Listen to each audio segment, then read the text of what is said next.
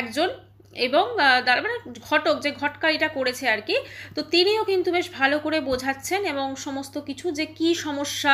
মেয়েটি কিন্তু কোনো কিছু বলছে না, মেয়েটি মাথা নিচু করে বসে আছে।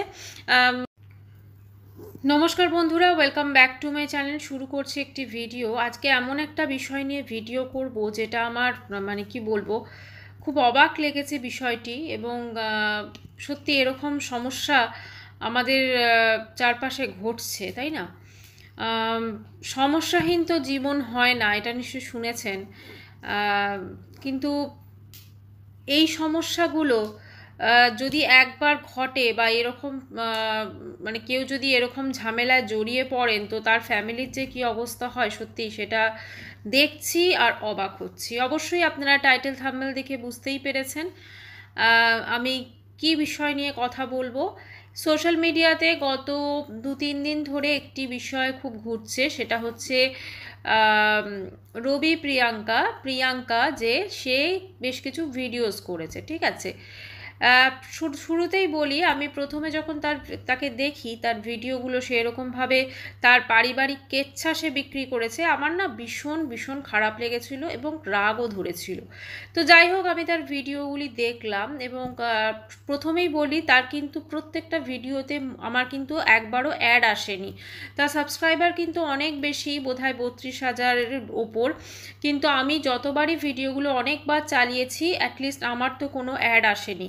তার মানে মনিটাইজেশনটা কিন্তু অফ করা আছে। যদিও ও এটা বলেছে যে কেন ও ভিডিওগুলো করেছে, সেই সংক্রান্ত বিষয়ে অবশ্যই আসছে ভিডিওর মধ্যে। তো বন্ধুরা, ভিডিওটা শুরু করি তাহলে। এই যে প্রিয়াঙ্কা তার দাদার বিয়ে হয়েছে, ঠিক আছে, মানে ডিসেম্বরে হয়েছিল। তো একটা ওরা সম্ভবত আসাম ওই দিকটায় থাকে, মানে বাপের বাড়ি আর কি। তো যাই হোক, বিয়ে হয়। তো বিয়ে হয়ে একটা মেয়ের সঙ্গে, এবং আমার অবাক লাগলো, আমি জানি না ও দাদার কি কোয়ালিফিকেশন বা কী, হয়তো আমি সেরকমভাবে জানতে পারিনি। কিন্তু যাকে বিয়ে করেছে সে হচ্ছে মাধ্যমিকে ব্যাক, এরকমই কিছু একটা বললো, মানে মাধ্যমিকে সে পাশ করতে পারেনি। আমি জানি না এরকম একটা মেয়েকে কি করে বিয়ে করলো বা কি। আমি বলছি না পড়াশোনায় খারাপ হলে তার বিয়ে হবে না, কিন্তু কোথাও না কোথাও তো একটা দেখে মনে হলো যথেষ্ট শিক্ষিত ফ্যামিলি। তো যাই হোক, মেয়েটি দেখতে খুবই সুন্দর, ভীষণই সুন্দর, এবং বিয়ের সমস্ত রিচুয়ালস টেকলাম সমস্ত কিছু নর্মালি লাগলো। তো তারপরে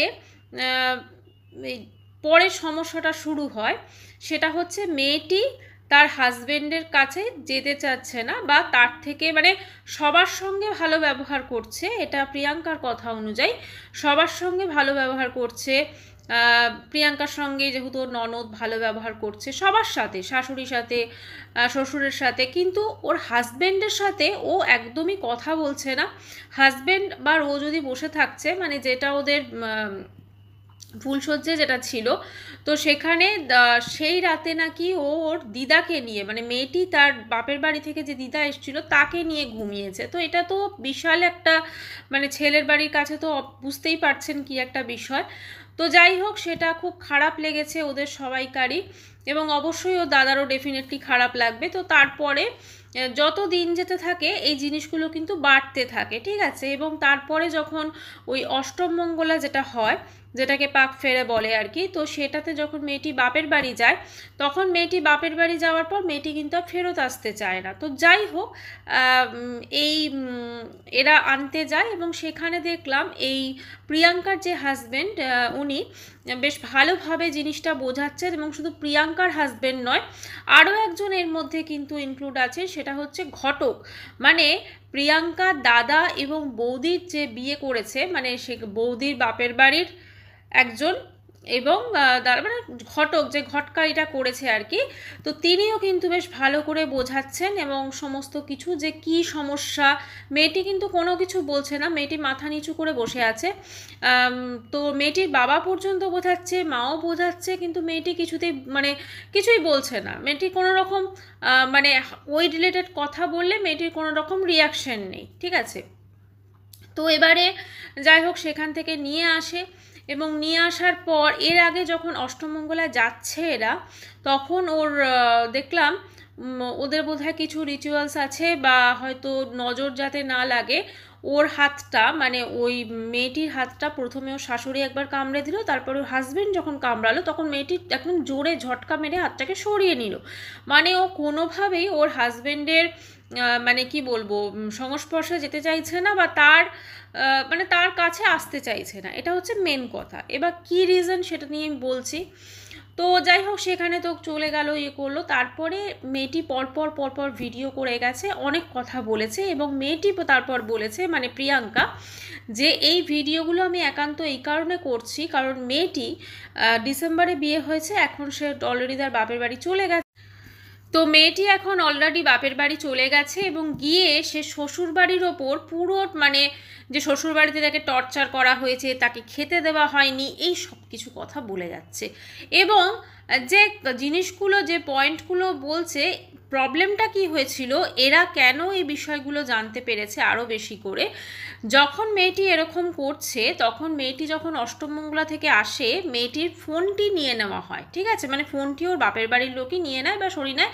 তখন কি করতো, মেয়েটি তার ননদের ফোন থেকে বা অন্য কারোর ফোন থেকে ফোন করতো তার বাপের বাড়িতে, এবং সেখানে এরা বোধহয় call recording, auto call recording সে ইয়ে করে রেখেছিল।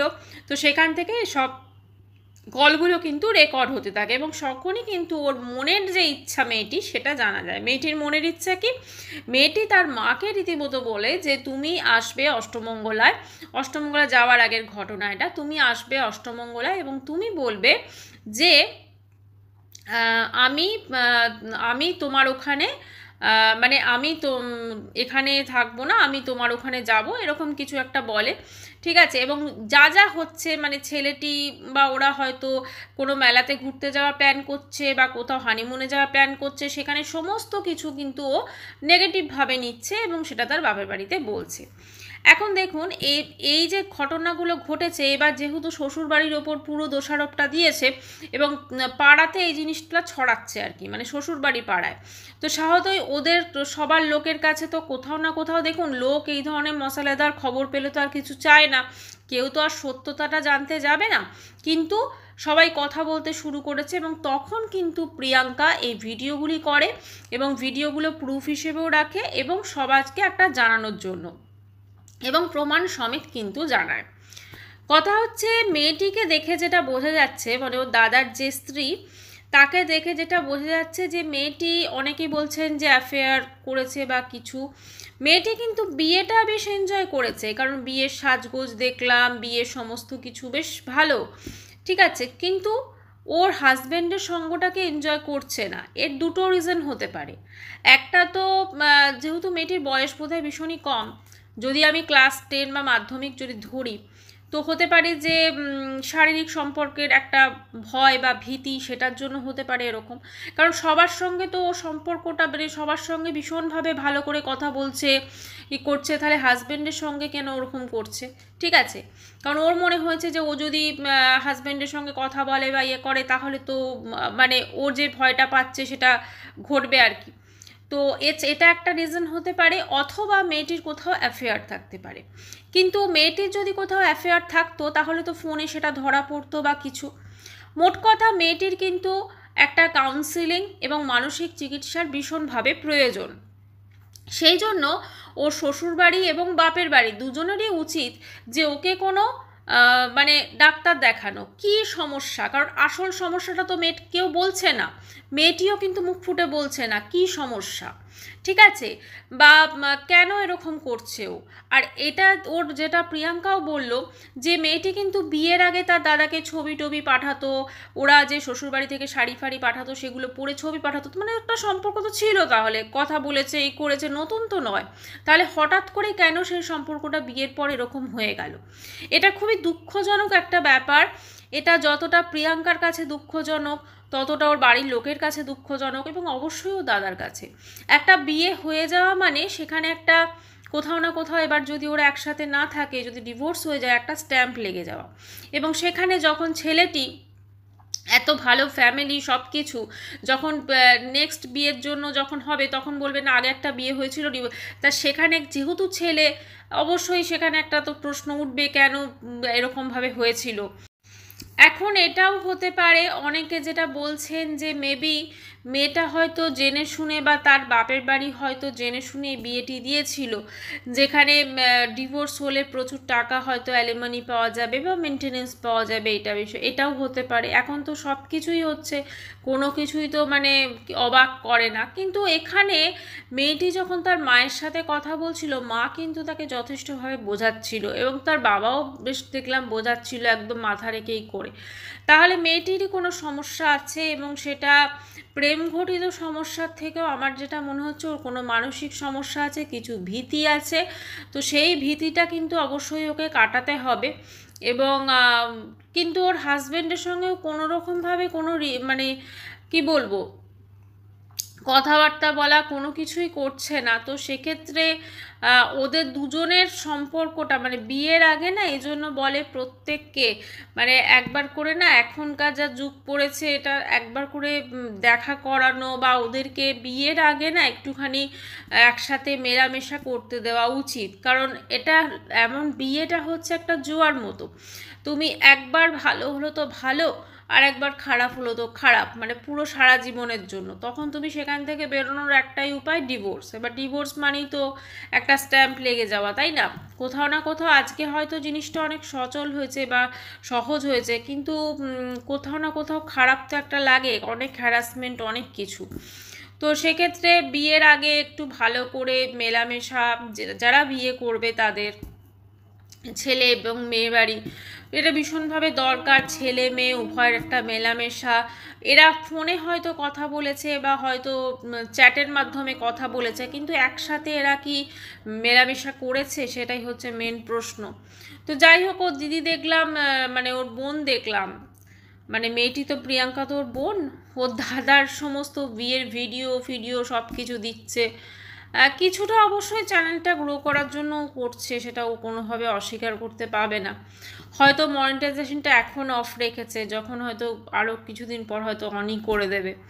কিন্তু একটাই বলবো যে এই জিনিসগুলোকে সোশ্যাল মিডিয়ায় ঠিক আছে যতটা জানানোর ছিল হয়ে গেছে, কিন্তু এর বেশি জানানো হলে হয়তো ভবিষ্যতে মেয়েটির বাড়ি থেকে কোনো রকম অবজেকশন আসতে পারে। মেয়েটি বাড়ির লোক বলতে পারে আমার মেয়ের ছবি সোশ্যাল মিডিয়াতে কেন এইভাবে করেছো, তাই সব কিছু বিচার বিবেচনা করতে হবে। আর যিনি ঘটকালি করেছিলেন, আমার তো মনে হচ্ছে মেন কালপিট উনি, কারণ উনি সব জানতেন হয়তো। কারণ এই ধরনের না ঘটকালি করে বিয়ে ভীষণ ভীষণ ডেঞ্জারাস একটা জিনিস। তো সেক্ষেত্রে উনি হয়তো অনেক কিছু জানতেন, জেনে তারপরে মানে বলা তো যায় না কে কখন কাকে কিভাবে ফাঁসিয়ে দেবে, সত্যি কেউ বুঝতে পারে না। তবে সব থেকে বেশি দুঃখজনক মেয়েটির দাদার কাছে, কারণ তার লাইফে কিন্তু একটা বলা যেতে পারে একটা অদ্ভুত একটা হয়ে গেল তার লাইফটা, তাই না? অন্যরকম হয়ে গেল। মানে সে এমন একটা জিনিস যে তার বিয়ের পর নর্মালি কি হয় আমরা সবাই জানি যে স্বামী স্ত্রীরা মানে একে অপরের প্রতি প্রচণ্ডভাবে আকৃষ্ট থাকে, মানে দুজনের সবসময় কাছে থাকা, ঘুরতে যাওয়া, বেড়াতে যাওয়া, সমস্ত কিছু। এটা অ্যারেঞ্জ ম্যারেজের ক্ষেত্রেও হয়, লাভ ম্যারেজের ক্ষেত্রেও হয়, কিন্তু এদের ক্ষেত্রে সম্পূর্ণ উল্টো হয়ে গেছে। তো সেই জিনিসটা সত্যি এরা কেউ মেনে নিতে পারছে না, এটা সত্যিই খুব দুঃখজনক। তো যাই হোক, সেটা ভবিষ্যতে কি হয়েছে না হয়েছে, ও তো আবার একটা একটা করে ভিডিও দিচ্ছে, বলছে না এর পরে ঘটনাটা বলবো, পরের ঘটনাটা পরে বলবো। আবার শুনছি নাকি এটাও হয়েছে যে ওর ভাই এসছে, মেয়েটির ভাই, তো সেখানে এরা বেশ ভালোভাবেই খেতে টেতে দিয়েছে। তো তারপরে সেই ভাই গিয়ে এদেরকে নানারকম কথা বলেছে, বা ভাইও নাকি বিষ মেশানো মিষ্টি এনেছে, এরকম অনেক গল্প শোনা যাচ্ছে।